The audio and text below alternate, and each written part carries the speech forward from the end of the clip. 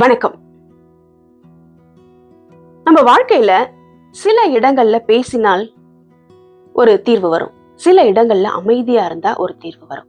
எந்தெந்த இடங்கள்ல நம்ம அமைதியா இருக்கணும், எந்தெந்த இடங்கள்ல பேசணும் அப்படின்னு நம்மளுக்கு சரியா தெரியறதில்ல. அமைதியா இருக்க வேண்டிய இடத்துல நிறைய பேசிடுவோம், பிரச்சனையை பெருசு பண்ணிடுவோம்.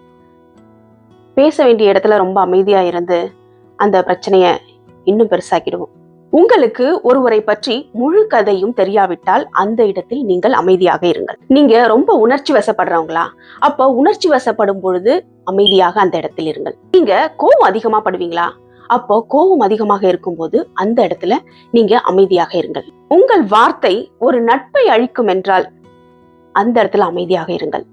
உங்களால சத்தம் போட்டு கத்தி பேச முடியலன்னா அந்த இடத்துல அமைதியாக இருங்கள். இப்படி நம்ம வாழ்க்கையில சில இடங்களில் அமைதியாக இருப்பதன் மூலம் பல பிரச்சனைகள் குறையும். நீங்க என்ன சொல்றீங்க?